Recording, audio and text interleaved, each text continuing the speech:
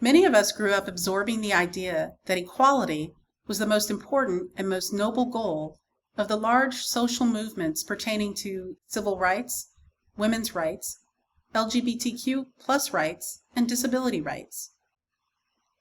This idea has led many to believe that treating people equally or the same was the destination and the final stop for these movements. Of course, equality in outcomes is indeed a worthy goal, but it turns out that treating people equally is not necessarily the best way to close uneven gaps in pay, healthcare, or educational achievement.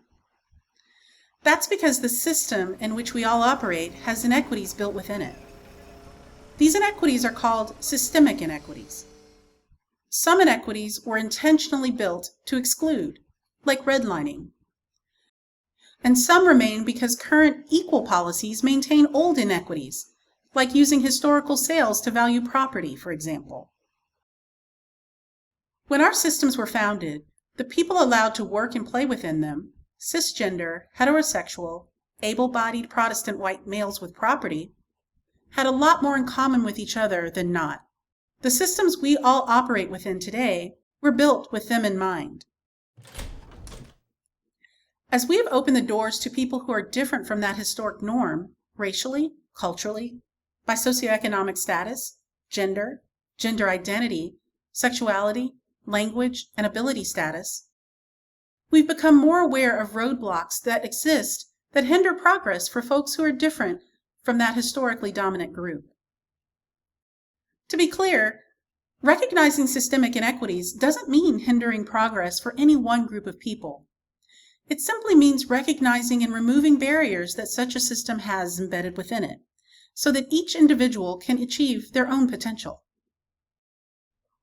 Some have likened systemic inequities to roads and streets built for cars.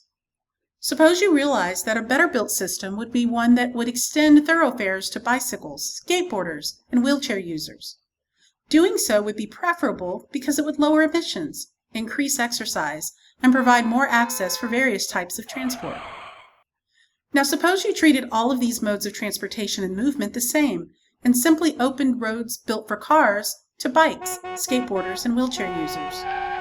You've given these various vehicles equal access and treated them the same. But who's benefiting the most from the roads? Who will be safer? Now, how would it look to provide bicycle lanes, sidewalks, bridges, and crosswalks? In doing so, you've increased equity by removing barriers and providing accommodations. Though no analogy is perfect, this one gives you some idea about how treating everyone as if they are equal and all have the same place on the starting line does them a disservice and fails at achieving equity. You've heard from some education professors, and you'll hear more in this course to learn about how the concept of equity applies to pre-K through 12 and higher education.